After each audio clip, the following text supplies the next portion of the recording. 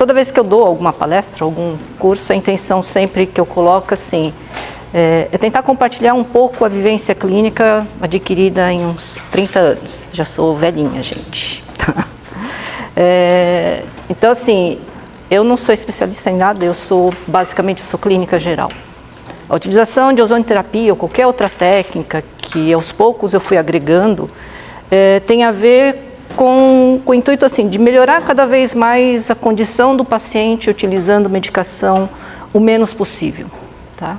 E a ozonioterapia ela veio de encontro a uma coisa que eu venho procurando há muito tempo, porque ela me permite substituir uma série de medicamentos. Hoje eu quase não prescrevo, nem aplico medicação quase nos animais.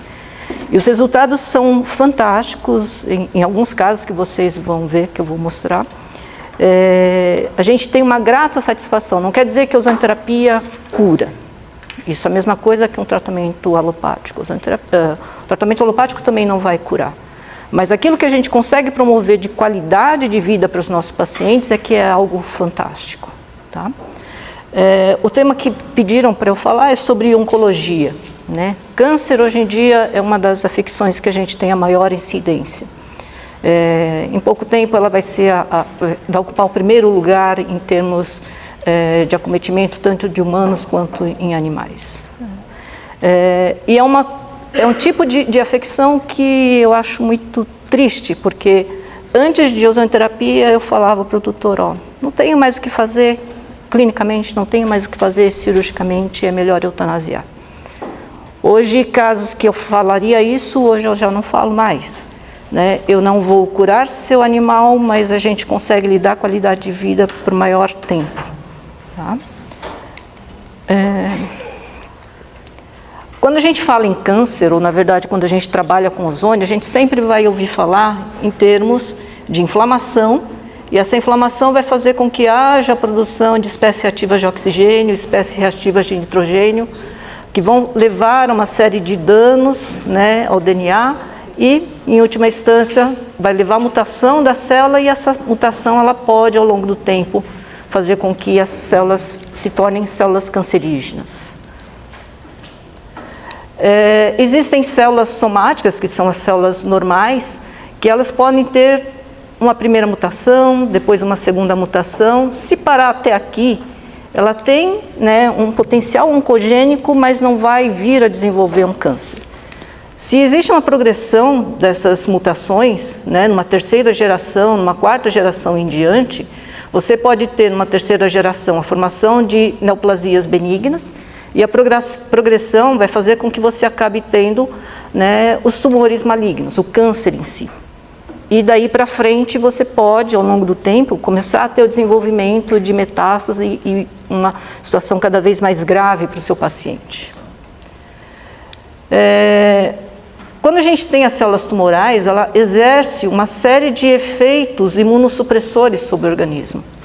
Então, isso muitas vezes faz com que o próprio organismo não tenha condição de combater. Então, você vai ter, né, um aumento de produção de células imunossupressoras ligadas aos linfócitos reguladores, T reguladores, linfócitos TH2, macrófagos M2. Existe uma exaustão dos linfócitos tentando combater essas células tumorais, que acaba levando também uma depressão de algumas proteínas, principalmente P53. Formação de alguns anticorpos bloqueadores, então isso às vezes acaba sendo envolvido com a resistência a alguns quimioterápicos. Bloqueio da migração dos linfócitos T, fatores angiogênicos tumorais, redução de aderência de anticorpos, por exemplo. Tá?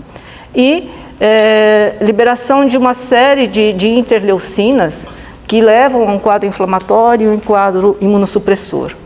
Então, todos esses fatores, eles são liberados, são desencadeados pelas células tumorais. Outra coisa importante em relação ao tumor, que já deu, né, o prêmio Nobel a vários médicos, tem a ver com o fator de Warburg. Tá? O que acontece aqui? A célula tumoral, ela usa principalmente a via de glicólise para ter a produção de energia. Utilizando essa via de glicólise, ela transforma o piruvato em lactato, tá? E utiliza 85% da sua fonte de energia através dessa produção de lactato. Quando você tem uma célula normal, ela faz a glicólise, mas a maior produção de energia, produção de ATP, é via mitocôndria, utilizando oxigênio e glicose, e produção de aproximadamente 36 ATPs de energia, mas que são liberados, né, para que haja o funcionamento de cada uma das células e, consequentemente, de cada um dos sistemas. Só que no caso da célula tumoral, a mitocôndria produz apenas 4 ATPs. Todo o restante de energia produzida é utilizada pela própria célula tumoral, que ela tem um alto gasto de energia, então ela produz por conta. Por conta disso, é que existem pessoas que lançam mão de dietas cetogênicas, porque você diminui a quantidade de glicose, consequentemente você diminui, né, o fornecimento de energia, de fonte energética para a célula tumoral. Tá? Quando a gente fala em ozonoterapia, o que a ozonoterapia ela acaba ajudando? Ela melhora essa via, tá? Como se fosse a via da célula normal. Como o Dr. Jean havia, né, explicado, quando você tem a produção de óxido nítrico, o óxido nítrico ele faz com que haja um aumento de insulina. Consequentemente, você tem um aproveitamento melhor dessa glicose pelas células que são sadias, então você diminui um pouco, né, o aporte de glicose que sobra para a célula tumoral. Tá? Então, esse seria uma das formas também da ozonoterapia ajudar em termos do tratamento do câncer. Existem algumas formas de morte celular. Tá? Existe uma via que é a de necrose, quando você tem algum trauma, e aí você, em última instância, você tem a destruição da célula e os fragmentos das células vão levar a um quadro inflamatório para a absorção desses resíduos dessa célula. Existe a apoptose, né, que é uma via de morte normal, de envelhecimento da célula, tá? Em que existe uma fagocitose, né, desses fragmentos da célula. Quando a gente fala em câncer, o que acontece? O câncer ele não faz apoptose. Por isso que o tumor cada vez cresce de uma forma descontrolada. Então a gente tem que buscar um dos mecanismos para a gente pensar em tratar o câncer, é fazer com que, né, a célula tumoral volte a ter a apoptose. Consequentemente, existe uma morte dessa célula tumoral. Para que haja apoptose, a célula ela faz utilização de duas vias. Uma via extrínseca e uma via intrínseca. Tá? A via intrínseca ela é relacionada com a mitocôndria, principalmente com o P53, que ele libera, né, o P53 é uma proteína, que ela faz com que haja uma proteção ao DNA. Então, você tendo uma proteção ao DNA, você diminui a possibilidade de você ter mutações, né, ao longo da replicação celular e, consequentemente, como eu tinha falado anteriormente, se você diminui as mutações, você diminui a probabilidade de ter o desenvolvimento de uma célula tumoral. Quando a gente fala, né, em câncer, existe sempre a preocupação de que esse tumor ele venha a fazer metástase posteriormente. O ideal é que a gente consiga lançar mão de algum tratamento e a gente consiga, né, tratar o nosso paciente antes dele entrar nessa fase inicial de intravasamento e de extravasamento posteriormente. O que seria? Você tem um tumor primário, né? Esse tumor primário ele pode vir a liberar uma série de proteínas líticas que vão promover a invasão, né, dessas células tumorais e elas acabam ganhando a circulação via capilares ou via linfáticos. Né? Quando elas entram nessa circulação, a gente chama isso de intravasamento. Aí, ao longo do tempo, ela começa a fazer a circulação, acaba atingindo outros tipos de tecidos e ela pode ficar, né, ali junto ao tecido, mas sem que chegue a ter a formação de metástases, ou em outras situações ela acaba, né, fazendo uma translocação via esses vasos capilares e acaba formando, né, uma massa tumoral que são as metástases. Quando a gente já pega um paciente numa situação de metástase, o prognóstico, a probabilidade de você ter muito o que fazer acaba sendo muito pequena. Então, sempre o ideal é a gente tentar, na medida do possível, né, tentar tratar o nosso paciente nessa fase. Esse é um trabalho, né, de 2020, 22, 21, meu óculos está fraco, eu não estou enxergando, gente. Tá? Mas é um trabalho que eu recomendo que vocês leiam. Tá? Ele é uma revisão bibliográfica feita pelo Dr. Baeza, tá? Em que ele faz, né, a avaliação, estudo, análise de todos os trabalhos relacionados a câncer e ozonioterapia. Então ele separa aqueles trabalhos que não têm uma fundamentação, né, não tem uma coisa tecnicamente boa, daqueles trabalhos que você tem realmente um embasamento técnico. Tá? E aí ele demonstra assim, as várias formas de aplicação de ozonioterapia fora daquilo que a gente usualmente conhece. Então não apenas uma autoterapia maior, uma autoterapia menor, uma insuflação retal. Tá? Ele vê vias de aplicação intratumoral, vias de aplicação intraperitoneal. Né?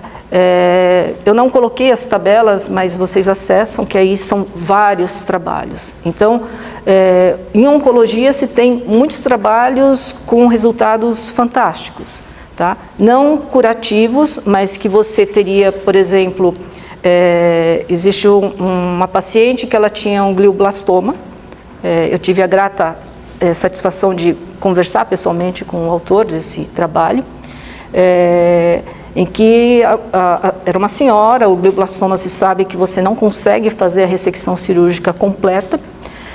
Ele fez a ressecção cirúrgica e ele fez um implante de um catéter para ficar bem próximo ao tumor. O tempo de sobrevida dessa senhora seria de aproximadamente 2 meses. Né? Ele publicou recentemente que essa senhora continua viva. Os exames de imagem, a ressonância que é feita, não houve recidiva. Geralmente as pessoas que têm um glioblastoma, elas vêm a óbito porque você opera poucos meses depois, há recidiva e você acaba não tendo o que fazer. Tá? Então esse é um dos trabalhos que assim, é bem interessante se vocês puderem ler. Tá? E aí, né, falar sobre NRF2, NF-kappa-beta, para quem trabalha com ozonioterapia, é o que acaba tendo que se saber hoje em dia. Tá? O que a gente sabe sobre NRF2 é que ele faz com que haja, né, o estímulo de produção dos antioxidantes. Tá? Consequentemente, você vai diminuir o estresse oxidativo, que pode fazer com que haja, né, as mutações e, consequentemente, o desenvolvimento do câncer ou o agravamento do câncer.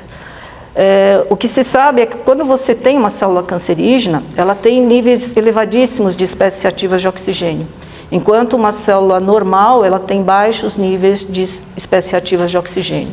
Né? O que a gente sabe é que assim, as células elas fazem a produção das espécies ativas de oxigênio, por quê? Porque é um meio de defesa contra micro-organismos, contra uma série de substâncias que venham acabar por causar algum tipo de lesão, algum tipo de inflamação sobre as células. Tá? Quando você tem um nível muito alto de espécies ativas de oxigênio, acaba se tendo, né, um aumento muito grande de NF-kappa-beta, e esse NF-kappa-beta, né, faz com que haja produção de genes que são pró-neoplásicos. Né. Quando a gente faz a utilização, né, de ozonioterapia, ou quando se faz a utilização de uma radioterapia, de uma quimioterapia, a ideia é o quê? Que haja produção de espécies ativas de oxigênio, mas em concentrações baixas, de forma que você não aumente esses níveis da célula tumoral, mas que haja um estímulo para a produção, né, de NRF2, consequentemente de aumento de produção de antioxidantes. E aí você tem um aumento de produção de oxidantes, você vai fazer com que haja uma redução desse excesso de espécies ativas de oxigênio que se encontra na célula tumoral. O NRF2, ele, em alguns trabalhos, eles são usados, está sendo usado como marcador para câncer. Tá? Só que assim, esse trabalho, eles acabaram percebendo que assim, o NRF2, ele não tem apenas a função de aumentar a produção do sistema antioxidante, tá? Ela tem, o NRF2 ele acaba tendo mais todas essas outras funções. Então, por conta dessas outras funções, né, esse trabalho ele fala que existe o lado negro do NRF2. Alguns tipos de tumores, por exemplo, um câncer pulmonar em humanos, eles observaram que assim, se você tiver um alto nível de NRF2, você acaba fazendo com que haja um aumento das células tumorais. Então, assim, a ciência não é matemática. Então, às vezes, num primeiro momento, a gente sabe que assim, o NRF2 ele nos ajuda muito, né, a combater uma série de alterações decorrentes do estresse oxidativo exagerado.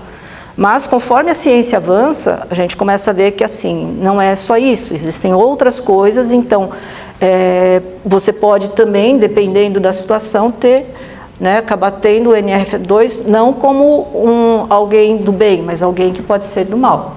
Mas, assim, é algo que a gente ainda demanda de mais estudos, de procurar mais trabalhos, né, e aprendendo, né, cada vez mais, tá? Se você tem esse lado negro do NRF2, você pode entrar, né, nesse círculo e você acaba tendo sempre, né, em última instância, uma resistência à apoptose e, consequentemente, você faz com que esse tumor ele acabe se perpetuando. Esse outro trabalho, ele fala, né, ele faz uma análise de alguns tratamentos com alguns quimioterápicos e ozonioterapia. A quimioterapia sozinha, a quimioterapia com ozonioterapia. Então, aqui você vai ter, né, marcadores de estresse oxidativo, o nível de antioxidantes, né, e marcadores de lesão tecidual. O que é a coluna em branco são os controles, a coluna em preto são células que foram tratadas exclusivamente com quimioterapia, que é a associação de quimioterapia com o ozônio. Tá? Então você tem, em relação à produção, os marcadores de estresse oxidativo, o controle tem um nível baixo. Quando você faz a quimio sozinha, você tem, né, um ápice aqui de marcadores de estresse oxidativo. E quando você faz a associação de quimioterapia com ozonioterapia, você tem quase que metade, né, desses marcadores de estresse oxidativo sendo produzidos. Então, isso indica que assim, a ozonioterapia ela ajuda a reduzir, né, a produção de substâncias de espécies ativas de oxigênio.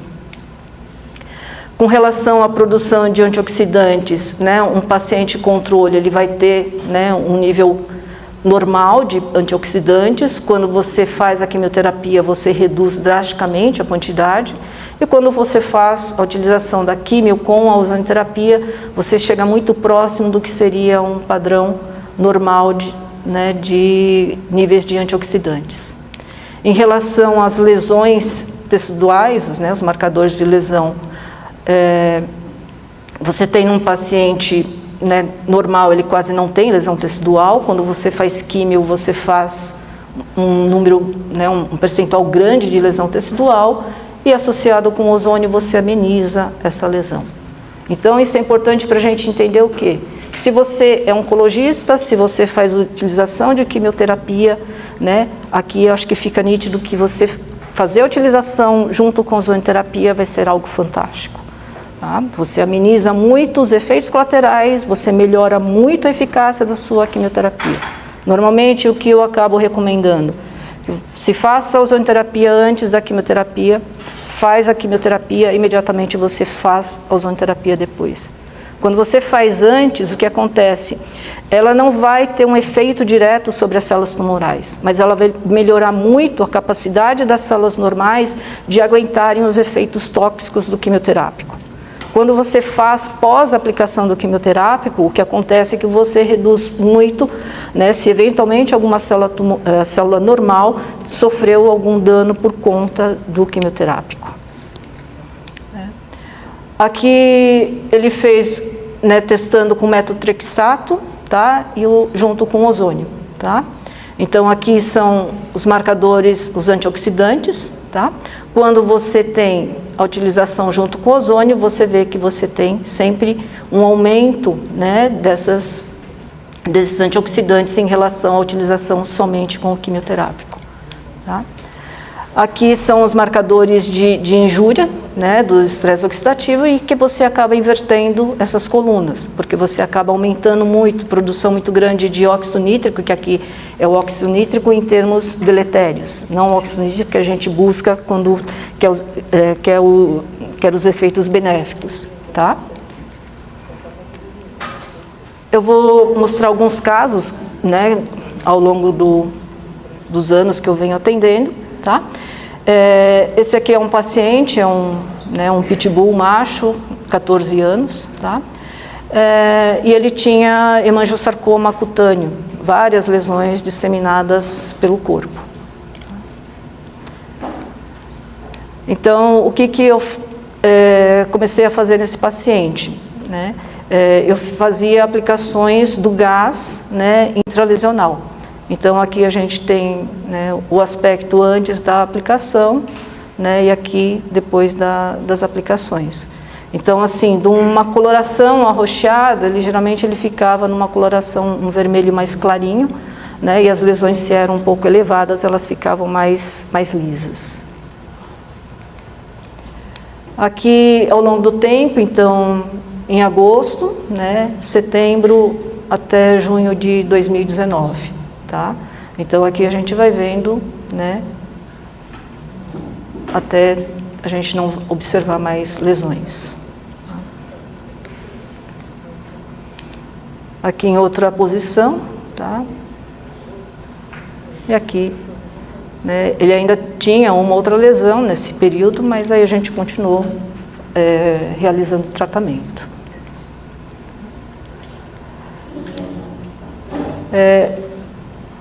Né, então, aqui praticamente ali já não tinha mais lesão nenhuma. Tá? Outra coisa que é interessante da gente observar, que acho que todos vocês, né, observam nos pacientes, ele chega, a gente brincava que esse cachorro ele era um ator, ele entrava na sala se arrastando com essa cara, parecia que estava morto. Ele saía assim, isso aqui foi logo em seguida. Ele saiu da sala, entrou no carro, ficou com essa cara. Tá? E quando ele voltava para casa... Tem som? Isso é ele, tá?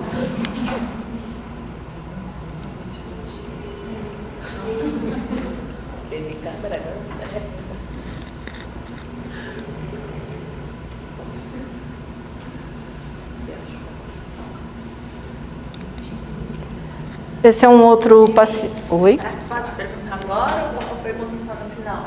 Se quiser ir perguntando, é melhor. Esse caso, você fez a aplicação local com qual concentração? Eu fazia 10. 10, tá? Todos os meus pacientes, assim, eu não consigo imaginar usando terapia sem se fazer autoterapia maior.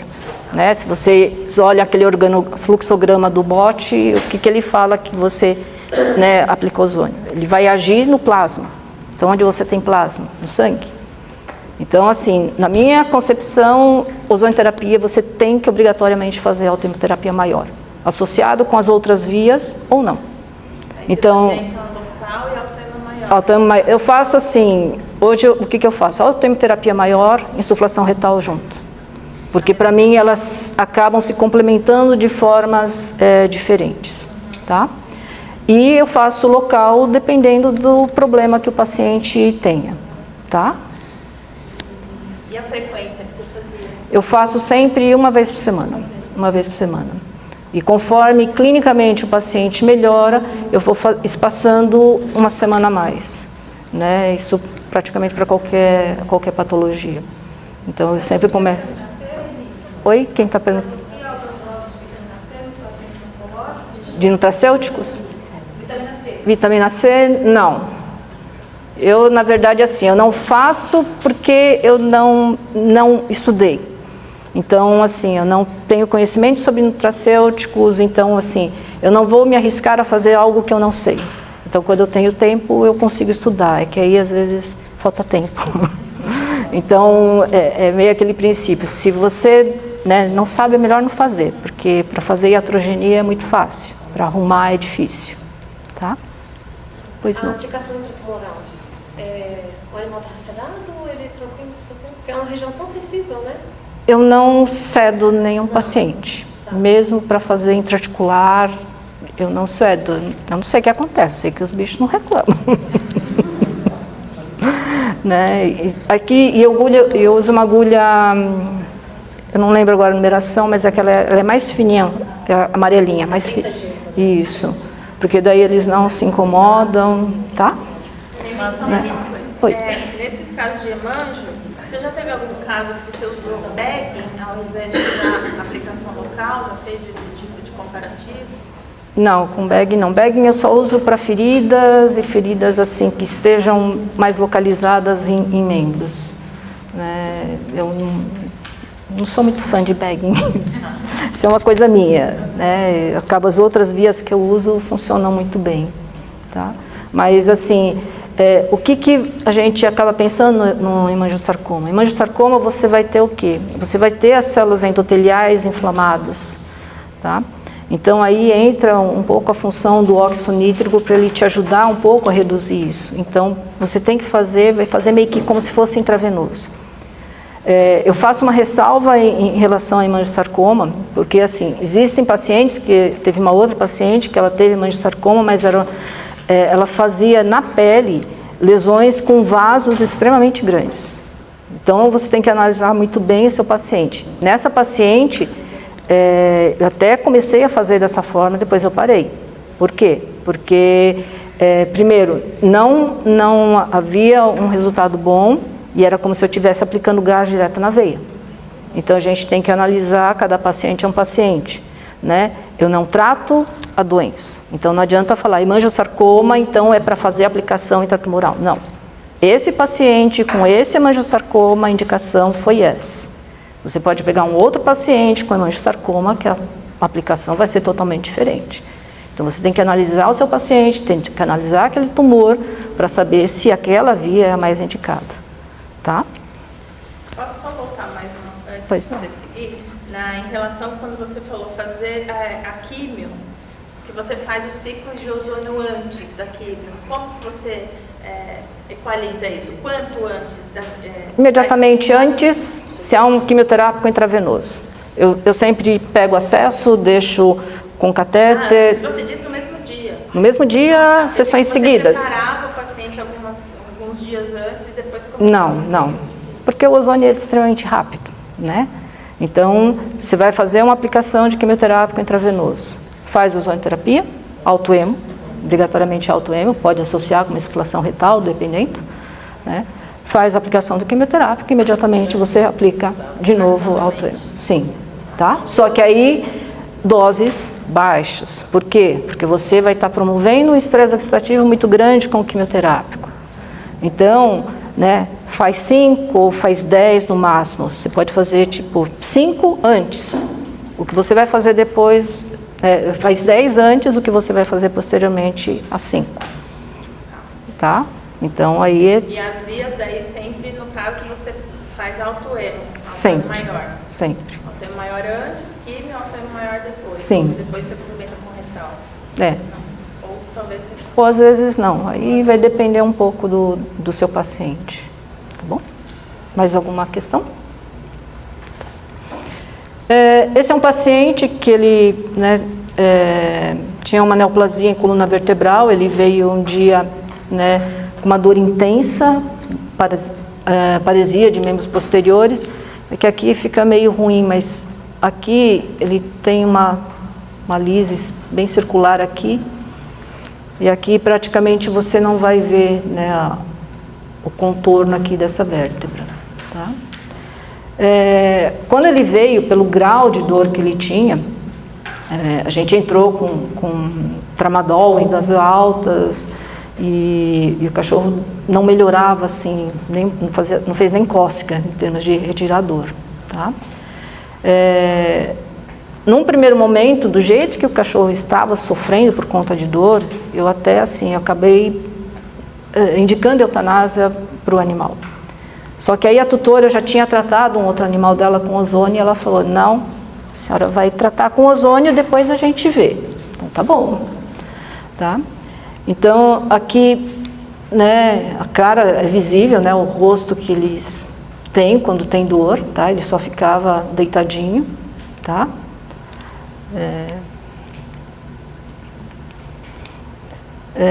A gente, aqui em 14 de agosto, né, dia 16 ele estava desse jeito, aí a gente foi, ele tinha, né, perda de propriocepção por conta, né, da neoplasia, e 5 de setembro, né, o rosto dele era totalmente outro. Tá? Aqui, né, ele tentava se levantar, mas logo deitava por conta da dor.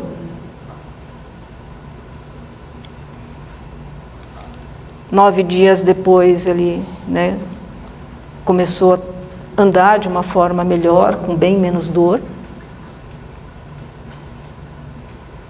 Né, já vê a expressão dele que já é uma outra expressão. E aqui em 5 de setembro. O que foi feito nesse paciente?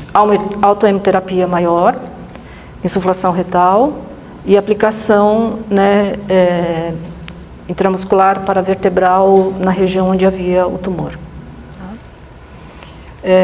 Eu acabei associando, é lógico, com medicamentos, mas que ficaram em doses baixíssimas. Ele tomava tramadol, 2 miligramas por quilo.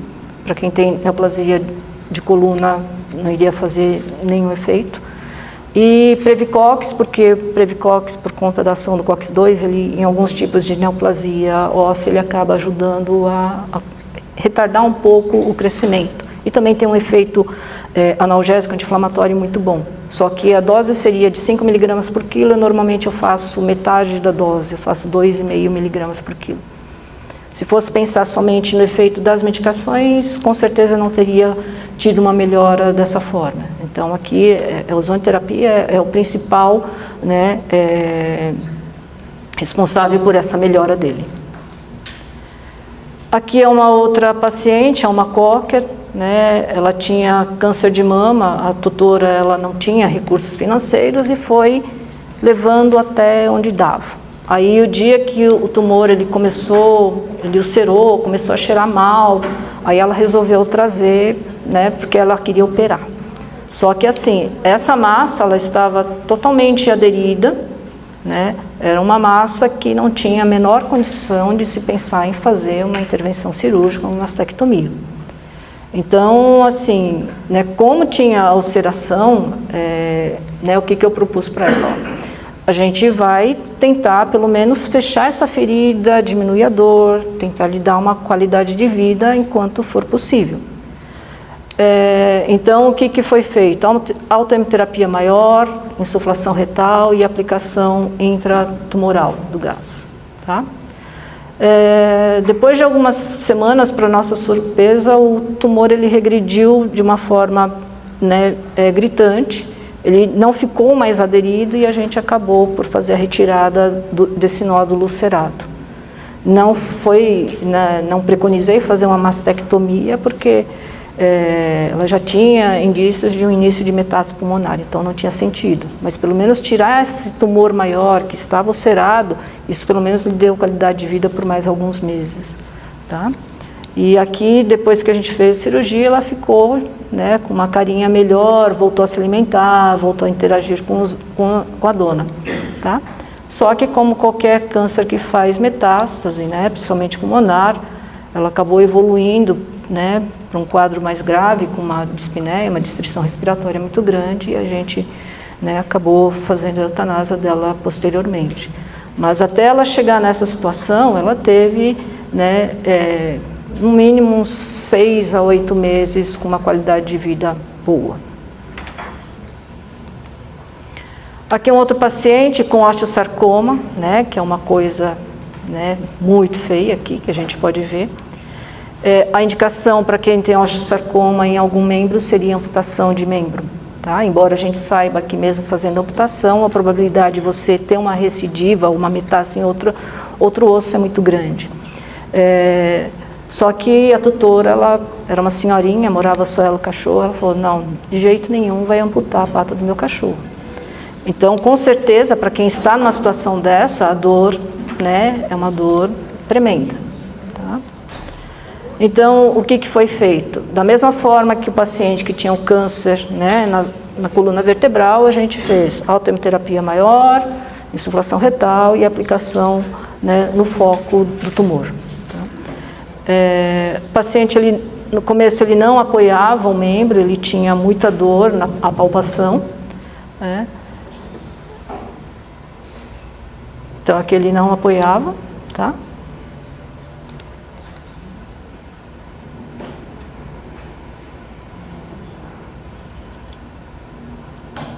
Um mês depois, ele começou a apoiar um pouco melhor.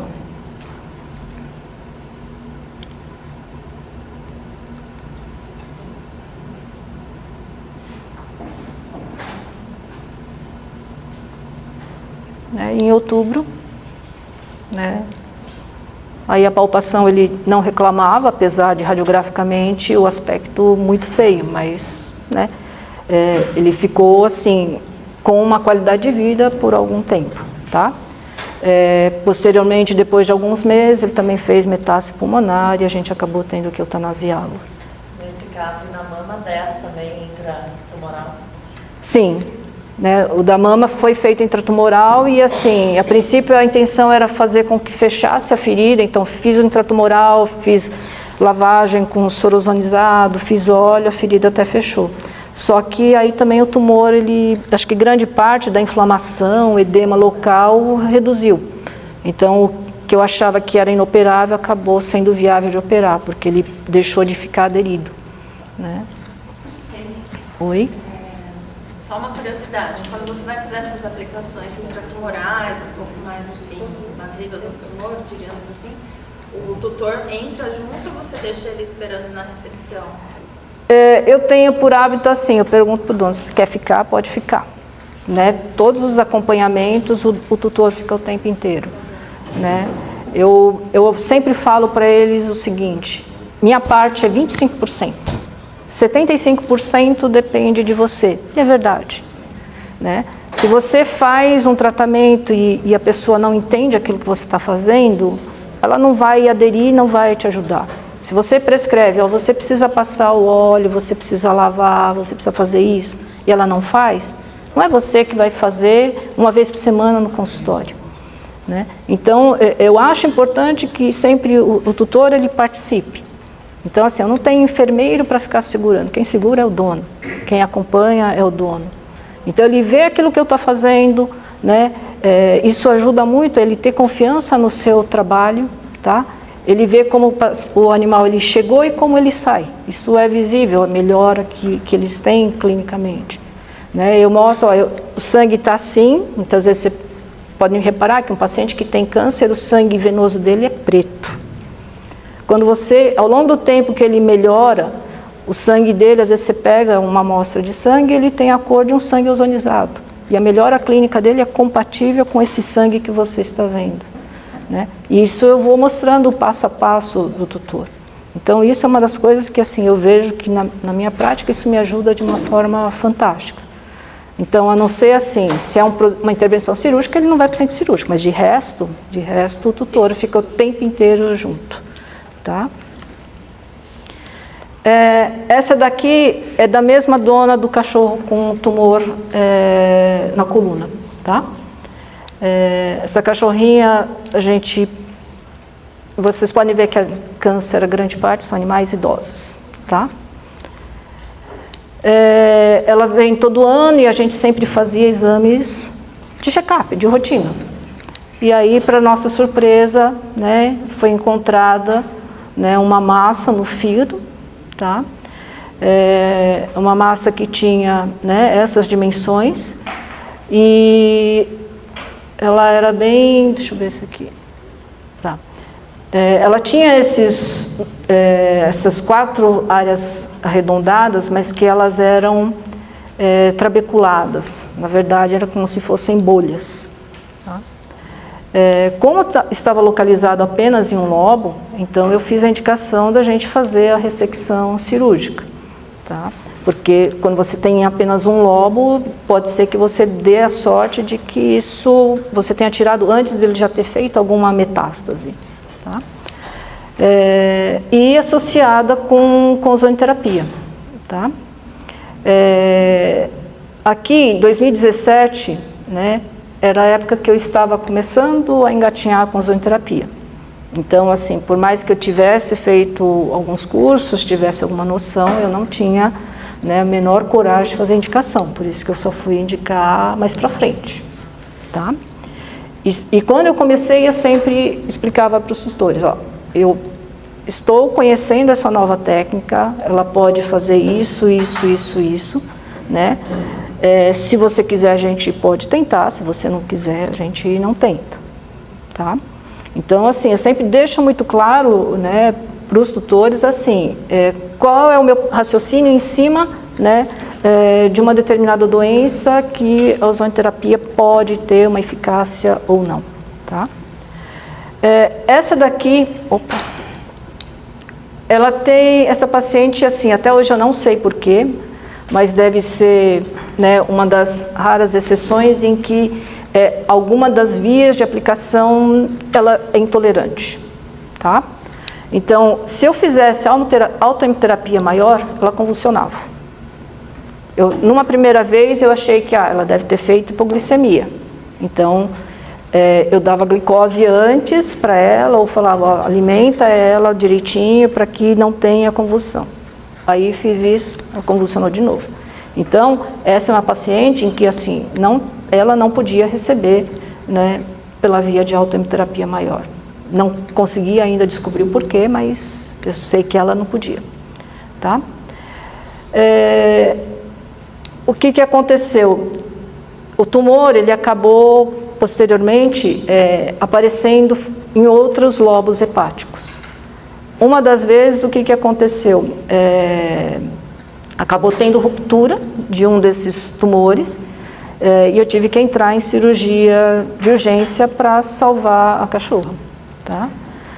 E aí, né, ela tinha tanto em lobo esquerdo quanto direito, tá? E como eu ia fazer a cirurgia e eu tinha estudado alguma coisa sobre catéter, aplicação intraperitoneal de ozônio, então eu acabei propondo para ela, ó, já que a gente vai fazer a cirurgia, né, ela é intolerante à utilização de autoimunoterapia maior, então a gente poderia tentar fazer a utilização dessa via, né, que pode ser que lhe dê, né, alguma resposta positiva. E a tutora acabou aceitando, tá? Então, essa daqui foi a primeira, né, paciente que eu fiz a utilização de catéter intraperitoneal para fazer a aplicação de ozônio. Para tumores, o que eu tenho feito? Aqui, na verdade, não é um PRP, na verdade, o que eu faço é plasma ozonizado e eu aplico intratumoral. Qual que é o meu pensamento em relação a isso, né? Quando você tem o plasma, que na verdade é a parte do sangue que você tem a ativação, né, pelo ozônio, a liberação dos lipidioperóxidos, você vai ter todas aquelas, né, substâncias sendo produzidas. Então você vai ter estímulo de produção de fatores de crescimento, estímulo de produção, de modulação de citocinas. Então a minha ideia é o quê? É que se eu faço aplicação diretamente ali no tumor, eu vou ter uma imunomodulação em relação às citocinas e pode ser que isso ajude a fazer um controle do tumor. Hoje a gente, sabendo sobre NRF2, também acaba sendo, né, uma das possibilidades de controle, né, do tumor. Então você faz um estímulo de aumento de NRF2, tenta fazer um bloqueio de NF-kappa-beta e pode ser que aí você consiga fazer um controle do tumor. Não é que vai resolver o tumor, mas você pode, né, ter um controle. Dos pacientes que eu fiz a utilização do plasma ozonizado, em nenhum eu tive uma piora, um crescimento tumoral por conta dessa aplicação. Outra coisa também que acaba sendo vantajoso para quem faz, né, essas hepatectomias, você acaba tendo, às vezes, um ou outro sangramento, porque não adianta você cauterizar ali onde você fez a ressecção, às vezes ficam uns pequenos sangramentos. Então, você fazendo o plasma ozonizado, você também evita que haja um risco de ter uma hemorragia pós-cirúrgica. Então, aqui, né, é a cachorrinha, ela só ficava, né, deitadinha, tá?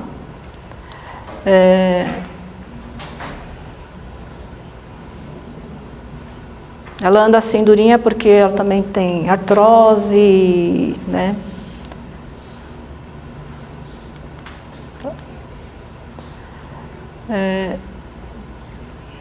Tá, e aqui, né, vocês podem ver que a carinha dela é outra, tá? Para o tipo de tumor que ela tem, após a primeira cirurgia, a sobrevida para ela seria de no máximo 6 meses. Essa cachorra, depois que a gente fez o implante de catéter intraperitoneal, o tumor continuou lá? Continuou. Porque os 2 lobos que eu tirei, o direito e o esquerdo, na verdade foi por conta da hemorragia súbita que ela teve. Mas ela teve uma sobrevida de 2 anos e meio, quase 3 anos. Tá? Essa aqui é uma outra cachorrinha. No caso dela, ela tinha essa formação. Tinha também um aumento, né, a vesícula biliar dela era toda dura, mas era uma hiperplasia mucinosa cística. E aqui, né, quando foi feito o histopatológico, era um adenoma hepatocelular. Então, pelo menos a gente ainda fez a ressecção do tumor naquela fase de mutação antes dela se tornar um tumor, né, um câncer realmente. Tá? E aqui eu fazendo a aplicação, né, do plasma ozonizado, né, no local onde eu fiz a ressecção. Atualmente essa cachorra, a dona, né, me falou que ela está super bem, né, ela deve estar beirando os 18 anos mais ou menos. Ela também tinha, no ultrassom, ela tinha um nódulo na adrenal, tinha um aumento da adrenal, tá? Quando você tem um nódulo de adrenal, a indicação seria fazer uma adrenalectomia, só que assim, não tenho a menor condições de eu fazer uma hepatectomia e fazer uma adrenalectomia no mesmo dia, tá? Eu até aventei para ela posteriormente, se a cachorrinha ficar bem, né, a gente pode, dependendo dos exames, se houver uma indicação, fazer uma adrenalectomia posteriormente. Mas aí o que eu acabei aproveitando? Eu fiz a aplicação do plasma ozonizado, né, nessa adrenal, né, e ela ficou super bem, não teve uma progressão, né, desse nódulo da adrenal. Tá? Então, dependendo da intervenção que você for fazer, você pode ter possibilidades, né, de lançar mão de uma série de recursos, né, da ozonoterapia, e tudo assim, baseado em você entender qual é o princípio, qual é o mecanismo da ozonoterapia, e você consegue tirar o melhor proveito possível. Que concentração você ozoniza o plasma? Na mesma da outra? Eu faço a 70. Tá?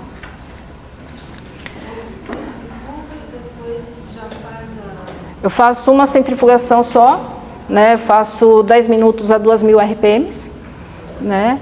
E separo, ozonizo e já aplico. No caso das cirurgias, eu preparo antes, né? E deixo, né, já na mesa de instrumental cirúrgico para fazer a utilização, tá bom? Aqui, em relação ao óxido nítrico, né, o óxido nítrico eu acho que assim, ele tem uma função fantástica, né, dentro das substâncias que o ozônio estimula a produção. Tá? Esse trabalho é do pessoal da doutora Mirella, que é lá de Jaboticabal. Ela faz uma revisão sobre os diferentes papéis do óxido nítrico em relação às neoplasias. Esse também é outro trabalho que eu acho bastante interessante, se vocês puderem ler. Não é um trabalho recente, mas assim, o conteúdo dele tem muita coisa que a gente, quando trabalha com ozonoterapia, vai poder utilizar muito em relação ao câncer. Tá? Então, o que ela acabou, né, a gente consegue observar aqui? Que o descontrole na síntese de óxido nítrico, e o óxido nítrico ele é uma das espécies ativas de nitrogênio, tá? Então a gente não tem um estresse oxidativo sendo somente pelas espécies reativas de oxigênio, a gente tem uma série de espécies reativas de nitrogênio, o óxido nítrico ele é um deles. Se ele estiver em grande quantidade, ele vai acabar fazendo lesões, levando à inflamação. Se você faz uma modulação dele, você vai ter o lado bom, né, do óxido nítrico, tá? E ele, quando ele é em excesso, você vai ter ele vinculado a uma série de doenças cardiovasculares, tá? Doenças autoimunes, rejeição a transplantes, doenças degenerativas, na sepsis, na genotoxicidade e no surgimento de uma série de neoplasias, tá? Tem esse outro trabalho, que é de 2019, que também relaciona o óxido nítrico, tá? Também com o câncer. E que se a gente fizer uma modulação, você pode usar, né, a produção de óxido nítrico como uma terapia anti-câncer. E aí aqui não é um trabalho específico de ozonioterapia, mas se a gente sabe que assim, o ozônio, quando você faz uma autohemoterapia, você faz um estímulo nas células endoteliais, que são as células que fazem uma camada, monocamada, que recobre os vasos sanguíneos e recobre os vasos linfáticos e o coração. Então você vai ter a produção de óxido nítrico, só que de uma forma modulada. Então você consegue ter os benefícios do óxido nítrico. Então, isso em parte é uma das coisas que explica porque que quando você faz ozonioterapia num paciente que tenha tido um AVE, ele tem uma melhora, ele tem a ver com a ação de óxido nítrico. Se você pega um paciente que ele tenha problemas de colapso de traqueia, de broncomalácia, que são um grupo de pacientes que eu tenho uma casuística muito grande e um resultado fantástico com ozonioterapia, que tem a ver com óxido nítrico. Doenças cardiovasculares você também consegue estabilizar fazendo o estímulo de produção de óxido nítrico. Insuficiente renal, você também vai melhorar a perfusão renal por estímulo de produção de óxido nítrico. Tá? Então, por isso que assim, é mais uma coisa para reforçar. A gente tem que fazer autohemoterapia maior, porque daí você tem a resposta, né, de produção de óxido nítrico. Por insuflação retal você até pode ter, porque assim, você vai ter a entrada do gás, ele vai via capilares, vai por veia porta para ganhar a circulação sistêmica, mas a quantidade que você vai ter é muito pequena. Então, eu acabei desenvolvendo uma forma mais prática de fazer a autohemoterapia, né, autohemoterapia maior, que hoje eu posso atender um paciente atrás do outro sem problema. Quando eu comecei, tinham me falado que eu tinha que pegar uma bolsa de coleta de sangue e fazer. Até um dia que eu fiquei 6 horas tentando coletar sangue de um pitbull que queria arrancar meu pescoço, e aí eu desisti, eu falei, não é possível, tem que arranjar uma outra forma. Tá? Depois eu mostro para vocês, acho que tem um vídeo, eu mostro, que é simplesmente fixar um catéter, coloca um PRN, usa uma agulha de 2 vias e os tubos de coleta de sangue. Eu posso pegar 20 ml, eu posso pegar 5 ml, um atrás do outro, é facinho. Tem uma estagiária ali, pergunta para ele, que até ele consegue fazer, gente. Tá. Aqui é um outro paciente, né? Ele tinha insulinoma maligno, então eu fiz a ressecção parcial do pâncreas, tá? Aqui, quando você faz uma intervenção cirúrgica, você pode aproveitar para fazer a lavagem com, né, soro ozonizado, então solução fisiológica 0,9% ozonizado, porque você vai melhorar muito, né, a cicatrização, você vai melhorar, né, a circulação local, reduz muito o risco de ter deiscência, porque ainda mais cirurgia de pâncreas, a gente sabe que assim, você vai fazer uma lise aqui, né, das células pancreáticas, você vai acabar tendo liberação das enzimas. Então, o risco de você causar ou uma pancreatite ou você ter deiscência por necrose é muito grande. Então, é um tipo de cirurgia que, né, eu acho essencial a utilização, né, da lavagem com um soro ozonizado. Tá? Então, aqui a gente vê, ó, fica um vermelho vivo comparado, né, que aqui tem um aspecto mais de uma cor mais para inflamado. Nele eu também aproveitei para fazer um implante de catéter intraperitoneal. Eu considero que assim, neoplasias que sejam intraabdominais, eu acho que assim, a utilização de um catéter intraperitoneal é algo que vai ajudar muito. Por quê? Porque você vai fazer a aplicação do gás diretamente e sobre o tumor. Então, se você tiver um tumor de fígado, né, um tumor de pâncreas, por exemplo, eu acho que acaba sendo uma das melhores vias. Só que existem pacientes e pacientes, ele simplesmente fez o favor de arrancar. E aí eu não coloquei de novo. Amy, Oi? como que é o manejo desse catéter? Como que você faz de tempos em tempos? Ele fica fixo? Fica fixo. Ele teve uma sobrevida de praticamente 3 anos. Sim, ficou o tempo todo, né?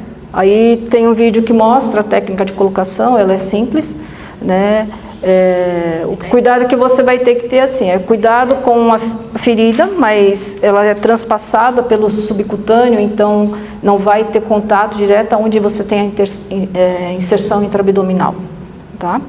E tem que ficar com uma roupa cirúrgica, é isso, tá? E daí a aplicação uma vez na semana. Uma vez por semana. Se o animal, a gente vê que pelos exames, ou clinicamente o animal está bem, aí eu espaço cada 15, cada 3 semanas, uma vez por mês. A do carcinoma hepático, ela estava vindo uma vez por mês. Tá? Por quê? Porque a gente tem que lembrar que assim, você tem uma modificação de DNA, quando a gente fala de NRF2. Você vai ter gerações que vão tendo uma melhora. Então, ele já vai ter uma memória de uma produção otimizada de antioxidantes. Você só faz uma nova aplicação para quê? Para dar uma lembradinha, ó. Precisa produzir um pouco melhor. Então, isso nos permite que você, ao longo do tempo, vá espaçando, tá? Então, assim, eu não fixo nenhum número de sessões, tá? A gente vai fazendo e vai acompanhando.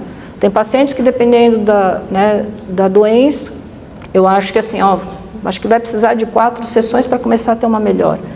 Tem pacientes que eu faço uma aplicação e o cachorro melhora assim absurdamente. Isso eu vejo muito nos pacientes que têm colapso de traqueia. Eles chegam com tosse, com uma distrição respiratória absurda. Às vezes você faz uma sessão, quando volta na outra semana, a pessoa fala, não tossiu nada. Autoemo e retal? Autoemoterapia maior, insuflação retal, subcutânea na região local e inalação com água-óleo. Que aí é sistema de dois frascos, um frasco com água, outro frasco com água e óleo, azeite de oliva ozonizado. Aí é uma das únicas formas que você consegue fazer aplicação de inalação. Essa é uma paciente mais recente, tá? Ela começou com um aumento de volume aqui na região de seio frontal esquerdo, tá? Isso foi em novembro, eu não estava em São Paulo, e aí quando ela veio, acho que foi no começo do ano, a gente pediu raio-x, aí tinha umas opacificações, nas regiões do seio frontal, e foi feita uma tomografia, e ela já tinha áreas de lise e tinha um pouco de rechaçamento da parte cerebral, já por invasão, um pouco da invasão óssea pelo tumor. Tá? O que eu fiz de indicação, para tentar segurar esse tumor? Tá? O resultado foi que era um carcinoma. Tá? Então eu fiz uma trepanação de seio frontal. Na trepanação a gente viu que tinha já uma certa invasão também de cavidade nasal. E aí eu fiz uma indicação de colocar um catéter para quê? Para que eu conseguisse fazer a aplicação de ozônio diretamente sobre o local do tumor, tá? Só que aí isso aqui não deu muito certo, aí depois eu coloquei um alargador de piercing, tá? A gente tem que ser meio criativo, tá? E aí o que acontece? Eu tenho acesso direto, então a gente lava com soro ozonizado, e isso acaba mantendo a cachorra, tá? E aqui ela bonitinha. Uma observação, ela é tetraplégica.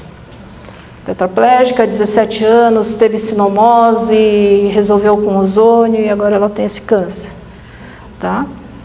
Então, assim, a gente resolve o tumor? Não resolve. tá? Ela não está com alteração neurológica, apesar de você ter, né, um indicativo pela tomo que já está tendendo a invadir a região cerebral, mas está vivendo, tá? E aqui a colocação, e nela eu também fiz a colocação de catéter intraperitoneal. Já estourei o tempo, né?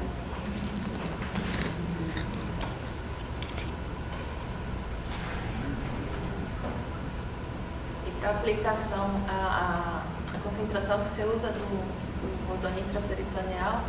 Eu faço a 40. É. Você só tem que tomar cuidado para não fazer síndrome bicompartimental.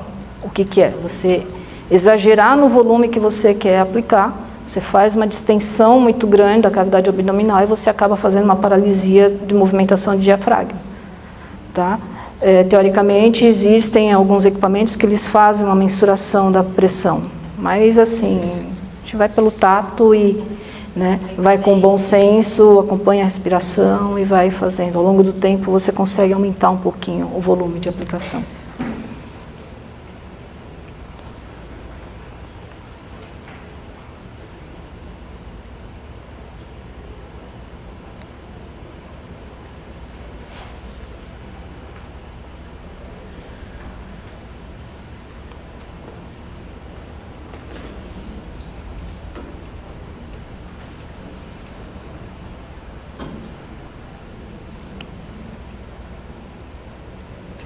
Deixa eu ver se dá para acelerar isso.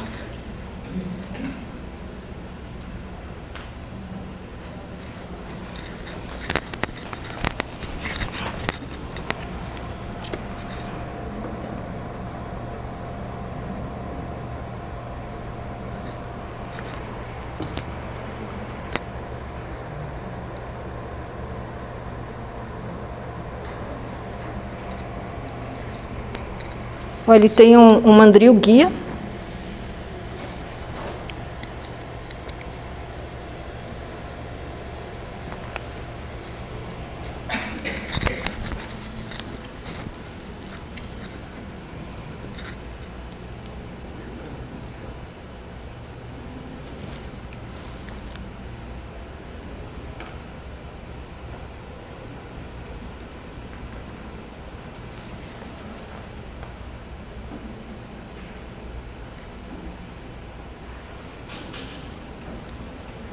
Então, passou nesse túnel aqui do subcutâneo, aí vai fazer uma pequena incisão, né, na região de linha alba, e aí você introduz o catéter dentro da cavidade abdominal.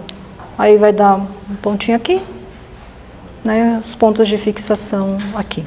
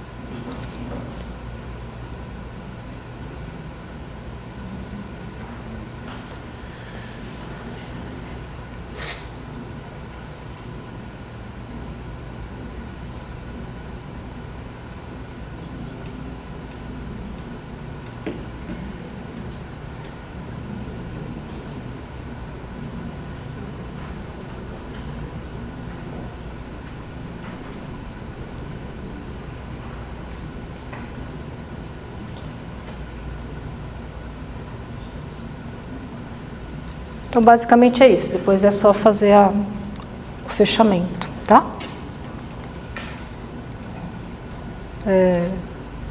Acho que tem só mais 2 casos, aí já acaba. Esse é um Shiba, que ele foi encaminhado porque ele tinha um mesotelioma pleural. Deixaram ele com um dreno torácico porque ele fazia fusão pleural, né, com frequência, tá? Aí quando ele começava a ter muito acúmulo, ele começava a ficar, né, taquipneico, dispneico. Na verdade, eles me encaminharam não necessariamente para tentar controlar esse tumor, mas porque ele acabou fazendo, por conta de manipulação, né, provavelmente incorreta, sem uma sepsia adequada, ele acabou fazendo uma infecção, né, nesse líquido pleural, tá? Então, ele tinha várias bactérias multiresistentes, algumas até que poderiam ser bem graves para o ser humano, tá? E aí a gente fazia a lavagem, né, e até controlar a infecção, né, desse paciente, tá? E aqui é um outro animal, é um pitbull, tinha uma massa extracardíaca, tá? Bem acentuada, né? Então ela tinha muita tosse, muita prostração, anorexia, um emagrecimento progressivo. Pelo tamanho, a gente acabou fazendo, não fez indicação de fazer uma tentativa de retirada por toracocentese, toracoctomia, quer dizer, tá? Foi um paciente que a gente fez indicação de colocação de um catéter intraperitoneal. E aqui, né, antes da aplicação, a gente observa aqui, né, a região do abdômen, aqui a região do tórax.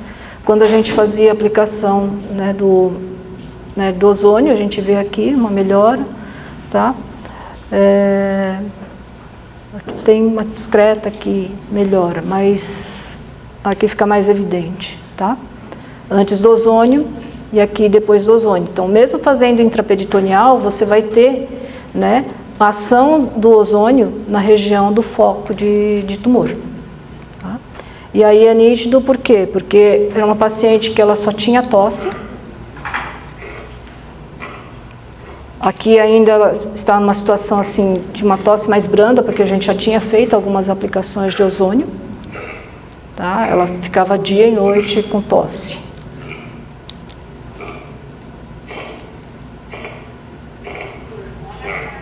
E aqui.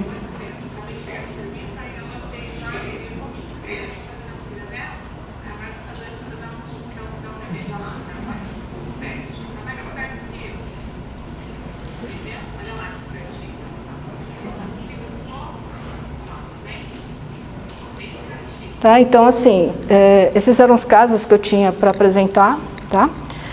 O que a gente pode ver? Câncer, se você já tem metástase, dependendo do tipo de câncer, você não vai resolver, não é uma cura, mas você consegue dar qualidade de vida para o seu paciente, tá? Eu gostaria só de aproveitar, fazer uma discreta propaganda. Os que não conhecem, esse aqui é uma plataforma que chama Vet Sapiens.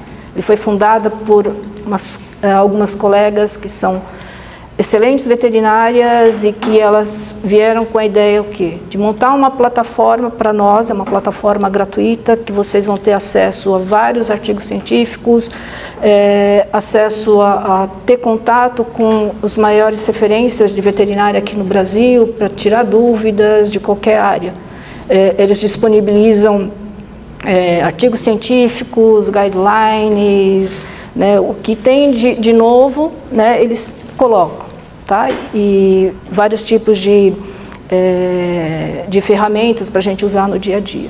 Então, aos que não conhecem, né, entrem e aproveitem. Tá? É um trabalho muito legal que essas amigas estão fazendo. Tá? Agradeço a todos e se alguém tiver mais alguma dúvida, fico à disposição. Obrigada.